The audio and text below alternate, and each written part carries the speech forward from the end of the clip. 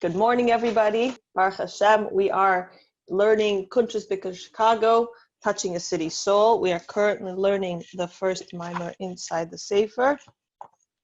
And we are on page 64, Ais Dalid. We're on the fourth chapter on page 64. We have covered, Baruch Hashem, a lot of ground. We're over halfway in our maamer, and today what we're going to discuss is a little bit more. We're going to reconnect. Okay, so remember we got a pasuk, then we understood what nurturing faith means, so we delved deeply into that topic, and we continued on, and then we understood the difference between somebody, the Raya Mehemna, somebody who nurtures faith in us. So we're still continuing with this concept of Emunah, right? We're just learning different aspects and understanding different aspects of Emunah throughout this time period. So then we went into Raya Mehemna. We made a comparison between the soul of Avram and the soul of Moshe, and not in any way, again, to put down Avram. The whole point was to understand how incredibly powerful the soul of Moshe Rabbeinu is, that it is exactly the same way as it is in this world as it was in its original source above in Atzilus. Then we went into the next topic, which was, so through that we were able to understand the greatness of the soul of the Raya Mehemna, of the faithful shepherd who teaches us all of this. Then we went into a beautiful discussion about Das, having an actual real bond and connection and relationship to having a real bond and relationship and connection to godliness. Okay, Das in general, we translated it in general, but how much more so to godliness and to the sensitivity that we were able, hopefully we bring within ourselves, and we foster within ourselves a sensitivity to be able to really feel Kedusha, to live life from Hashem godly perspective. And just give me 1 second, sorry. Okay, back. Okay, so it gave us this sensitivity to be able to feel Kedusha. Some of us wake up, and I mean, even now, I'm like, how much am I really feeling it? I'm like halfway, I need to finish davening. I'm like a little all over the place. How much am I really feeling the sensitivity to Kedusha and the fact that Hashem creates everything? So that's Das, in relation to Kedusha. And then we compared the neshamas that have this, naturally within their makeup, right? So any neshama that comes, their source is in Atzilus, and we showed a nice little diagram. Again, 1.5 million times. This is not an actual physical representation. It's just for us to have something to grasp.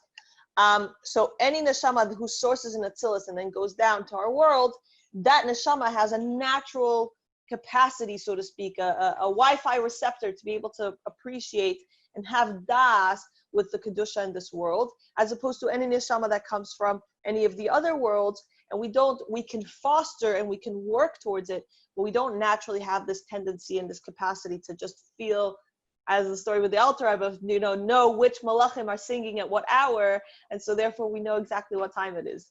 I mean, I don't know about you guys, but I don't have that. So that said, we can work towards it, and this is one of the ways that we will work towards it. So today we are continuing on with this topic to really understand what's this deal with Emunah, how does it affect us, how can we work on ourselves, and we're really trying to re-spark ourselves from a point of lack of sensitivity to godliness and to living a life where we literally live with a gullus mentality, with a mentality of the world. I mean, right now, I'm sure we all feel like the world's way upside down. We thought Corona wasn't enough, and now there's other political situations happening, and it's just a lot of stuff going on.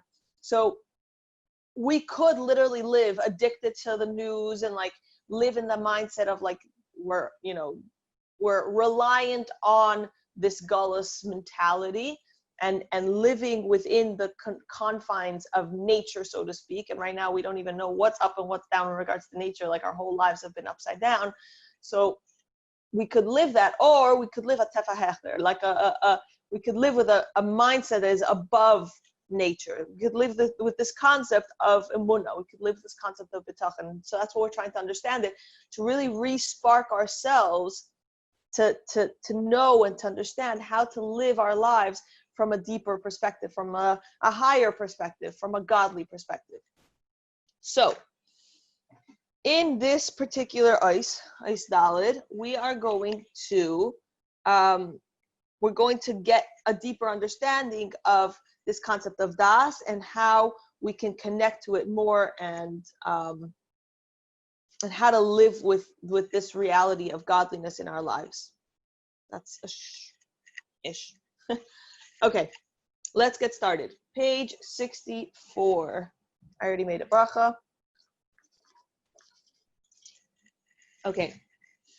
When a person thoroughly understands and grasps a godly concept and idea, but it isn't yet close to him, in other words, not yet internalized and felt in his soul, the person at this level is referred to as zera behema, right? So even if we were to learn every single thing, or not even every single thing, like whatever we learn in our shir today, for example, if by the end of shir, you're not flying on, cloud whatever, and feeling it, literally feeling it in your life, so then it could give us a hint that the source of our neshama is from one of the other worlds, not from Atzilus, and so therefore it's considered zera behema.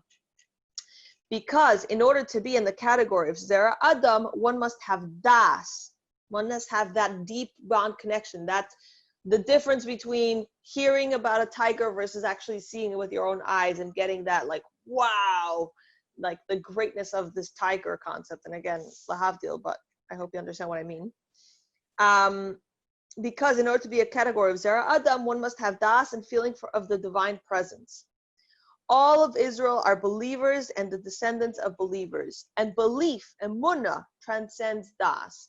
So on the one hand, we're saying that das is this concept that gets really internalized. We literally bond with it. It connects to our emotions. It connects to our psyche. We literally live with this concept of godliness as a reality, like real, true reality, as opposed to emunah, which emunah, in a certain sense, is, we're about to see, it's as if it's a crown. It kind of hovers above us. It's a belief. One is knowledge and one is belief in a certain sense. This being so, why then are there only some Jews categorized as zera adam? Why are only they said to have das in God when all Jews are endowed with the even loftier level called emunah? The answer is, so 1 second. So what's the question? On the one hand, we're saying that das is more grounded. Yeah, it's seemingly more grounded. So it seems to be easier. It seems to be, more here below, so to speak. Whereas opposed to a higher level, which is emunah. Emunah is a much higher level. It's much harder to quote unquote grasp. And if we all have emunah, so then why are we saying that as neshama from a higher source is able to have a lower thing, as opposed to saying, we're all believers and sons of believers. It's a beautiful and wonderful thing. The answer is that emunah is referred to as an atara, crown, which encircles the head, but is not experienced in an intellectual manner that can evoke actual divine service. This is the implication of the verse, know the God of your father. And only then it is possible to, as the pasuk continues, serve him with a whole heart. Because through a person's das and comprehension of the divine presence, it is as if he actually sees it. Then not only does the material world not conceal the divine presence from him at all, but on the contrary, wherever he turns, he sees the divine light and life force of Havaya standing over him. So 1 second. So what are we saying? We're saying that here our job, having emunah is a beautiful and wonderful thing, and we need to work on it, we need to foster it. But if we don't foster it to the point where we literally have das with it, where we literally have a bond, a connection, a reality, it becomes part of our lives. It becomes part of our Hashem glasses through which we see everything. And as it says here, not only does the material world conceal the divine presence from him at all, meaning we don't see separate, we don't see disparity between the world and, you know, all the different pieces in the world. They are all part of Hashem's hand. Just like we're able to see Hashgacha Pratis, and our hope is to be able to see Hashgacha Pratis in everything. We're able to see that Hashem created every single thing, and we're able to see Hashem put us in this situation. Hashem created coronavirus. Hashem is giving us whatever we need to receive at this point. And so when we're able to see that, we have that das. It's not just this, okay, Hashem's taking care of me, but this, you know, coronavirus is a whole separate thing. It's we're able to have that relationship, that bond with every single thing. And on the contrary, wherever he turns, he's able to see the divine light and life force of Havaya standing over him. So when we proactively work on taking this emunah, which is seemingly, you know, up here as a crown, and we literally internalize it, and we try to and live with that in our lives, we have das with it, we work towards having das with it in our lives, then we're able to see how Hashem creates everything and how Hashem is standing over every single thing, you know, making sure that it all works.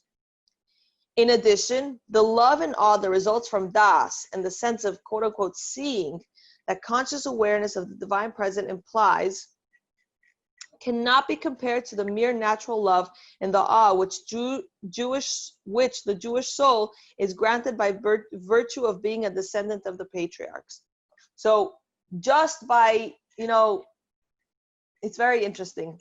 We were once speaking to somebody and we were having a whole discussion about chinuch, because at that point, this is several years ago, at that point, Merkaz Anash, I don't know if you guys remember Merkaz Anash, but Merkaz Anash came out with a booklet about how to, like a mindset and stories, and basically for bringing in a booklet about how to view children that are teenagers, whatever, that are not choosing the path of frumkeit.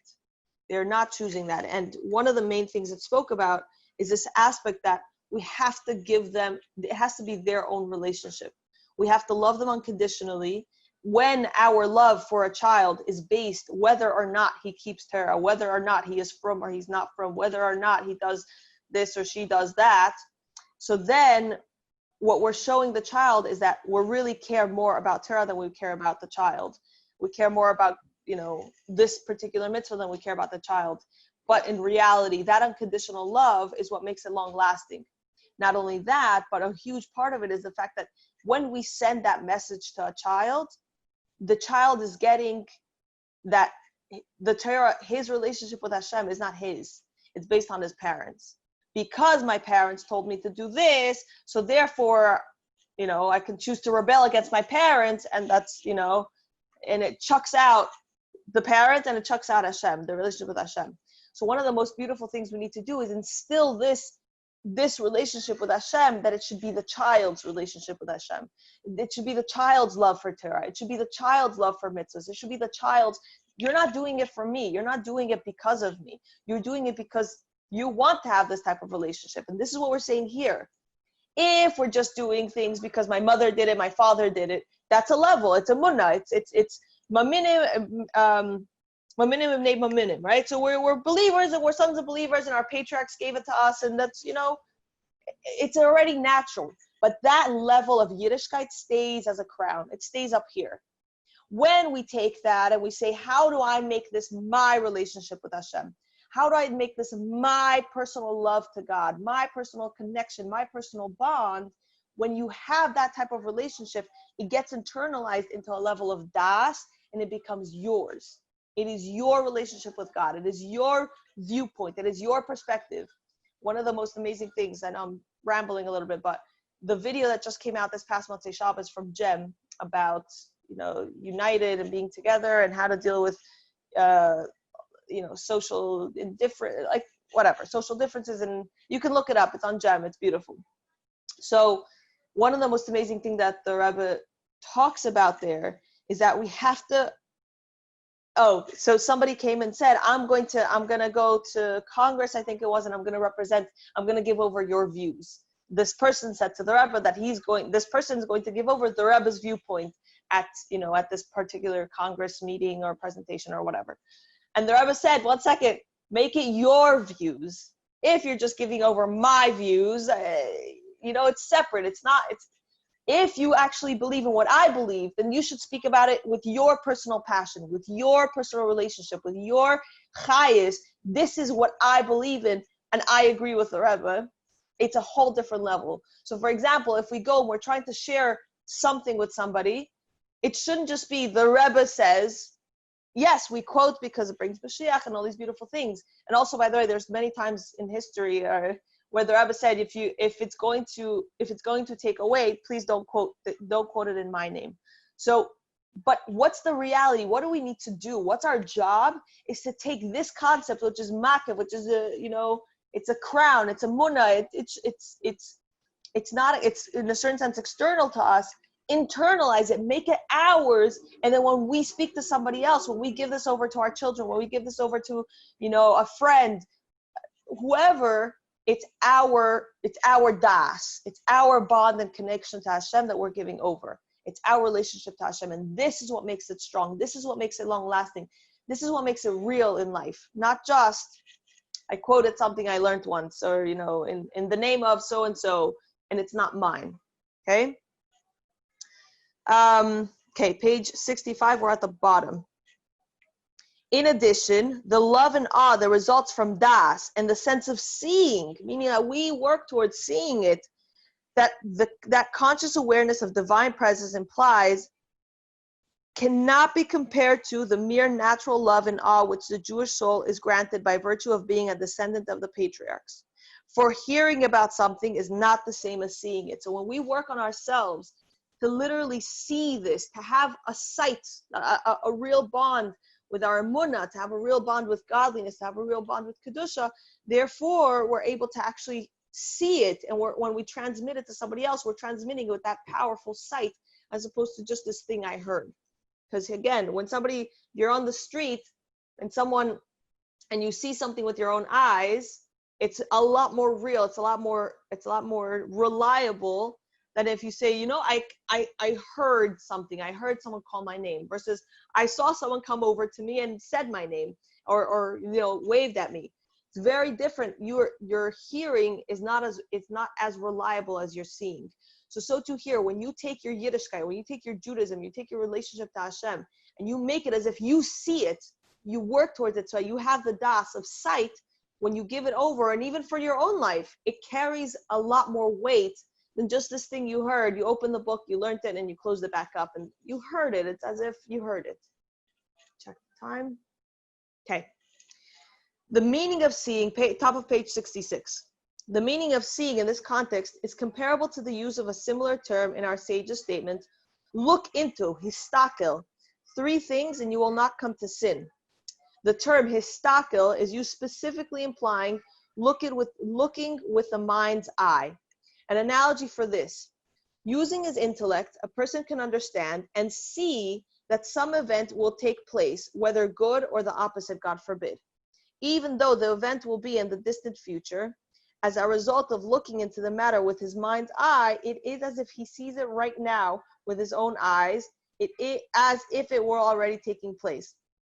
I don't know about you guys, but there's certain times when, let's say one of my kids is walking around with a cup of liquid, and I can already see them tripping and spilling it. And it's just so funny because they haven't.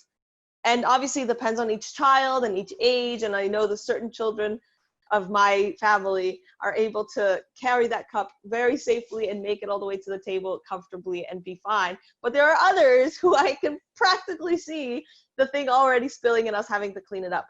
So this is kind of what it means, that as much as I'm not actually seeing it, but being that I have certain knowledge and certain awareness, I can already, it's as if I already see the future. It's as if I already see the end result. And I'm sure you guys can relate to that in some way or another. But that's what it means to see with your mind's eye. That it's almost so real, but in reality, did it actually see it? No, but you can basically see it with your mind's eye. He will be very fearful if it is a bad thing, or very joyful if it's a good thing. Hearing, on the other hand, implies only contemplating a matter deeply in the mind, which is like hearing from someone else that the event could happen, rather than seeing it for oneself. From this hearing, a person will not feel as much fear from the bad event that will occur or joy from the good one, because the event is not as completely real to him, despite having contemplated it, as it would have been had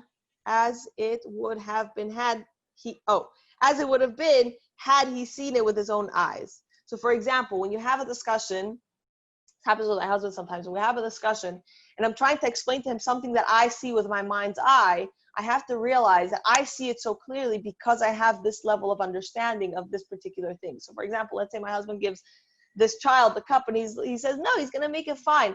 I have a sense of fear because I know, so to speak, I have this sight that I can already see the cup spilling and we're going to have to clean it up. Meanwhile, for my husband, it's a sense of hearing because he doesn't see it as clearly. He doesn't, and I could be wrong. I'm not saying one is right and one is right and one is wrong. I'm just using the example of when I have a strong bond, a strong connection of seeing this thing with my mind's eye, and it's possible somebody else may not see it with their mind's eye, and we have to be aware that that's a possibility. This conscious awareness is the superior power of das, an attachment that brings even a distant matter close, so that it has an effect on him as it was literally in close proximity. So even though I didn't actually see it, but I can already, sometimes it happens like I can already smell the drink all over the floor, like you have that bond, you have that relationship. Did I actually see it? No, but I can work towards understanding a concept in such a way that I can see it in my mind's eye.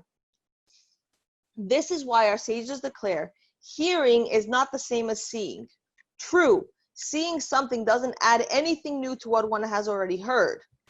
Nevertheless, the very act of seeing something has a much greater effect on a person than the effect generated by merely hearing about it, right? So if I were to tell you, just like we discussed about our tiger, if I were to take you on a trip and actually see a tiger, it would be very different than anything I would have said before. This is also what our sages, This is also what our sages state, as mentioned above. Sorry, we're on top of page 68. This is also, so now this was a mushal. This whole concept of seeing something in our mind's eye is a mushal. Now we're going to understand the nimshal. This is also what our sages state, as mentioned above. Look into histakil, 3 things, meaning that one's contemplation should be in the manner of histakil, of you're actually looking into them. Did you actually see them? No, but you can understand them to such a point, you can basically see it in your mind's eye. This resembles a person who comprehends with his faculty of chachma as if he sees the matter taking place in front of his eyes, even though it is still far away. So we can actually understand Chassidus, we can actually understand Torah, we can actually look into the concepts that we learn so deeply that we can basically see them. This is also the meaning of who is a wise person? One who sees what will be, as explained above, right? So he's able to see with his mind's eye, even though we don't have this naturally endowed capability of seeing, that's the phone in front of me is literally Havaya's letters put together, and now I don't see that. But if I understand Chassidus and I work towards my sensitivity to understand Chassidus enough, I'm actually able to see with my mind's eye. However, all of the above is not relevant with regards to hearing, a function of binah, meaning that a person understands the oneness of God, how everything is one, all the worlds are totally nullified as if non-existent before him.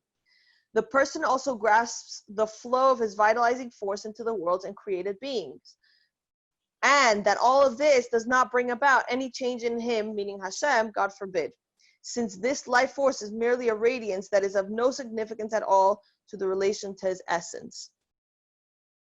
Nevertheless, even though he meditates upon these matters thoroughly and the full depth of his thoughts are preoccupied with this meditation, the faith is firmly fixed in his heart.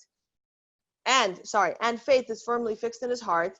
It is still only akin to mere hearing and understanding, and the matter is not in complete revelation as if he sees it with his own eyes. So when we take a concept and this is our first time learning it, let's say, and we're just, walking around with a flashlight, okay, with a flashlight in the dark, we're literally just piecing things together, we haven't understood it well enough to see with our mind's eye. So for example, this year right now is the first time many people are hearing this part of the maamer, let's say. So that in of itself is not enough to really feel it and walk around saying, wow, I see the concept in the maamer with my mind's eye. That's one of the reasons why many times right before I start the maamer, I give a summary of where we are, not just to put us in, obviously to put us in place so we don't get lost in the flow of the maamer, but also so you have repetition and you get to understand, you get to think about the same concept several times throughout the time period of us learning it. And then you have more exposure to it, so you're able to actually, hopefully, come out with this maamer and you'll be able to see with your mind's eye. That's another reason why I suggest on Shabbos or any other time you have available to maybe take some time and review what we learned in the shir on your own. You take the book, open it, and look at it inside, because that way you're able to take this from this, emunah, so to speak, that hovers above, and you're able to internalize it. So it's a das. So you're able to actually see it. Not just you heard, Michal talk about it in the shir, but you see it with your own eyes. Because when you see it with your own eyes, you walk around with a whole new level of perspective. You walk around carrying this knowledge to the point you can almost breathe it, you can almost smell it. Just like my kid, I can almost smell the cup almost basically spilling. And you're able to live with that reality. And that's what it means to live with Hashem glasses. That's what it means to learn Chassidus in such a deep way. You actually live with Chassidus, just like living Chassidus. This is our goal. Take a concept, really see it in your mind's eye. Take it to the point you understand it so much, and you live with that das. How does this apply to me? How do I live with this concept? How does this make a difference in my life? Anyway, I hope everybody has a wonderful day. Can't wait to see you guys. See you guys tomorrow, Mitzvah Hashem.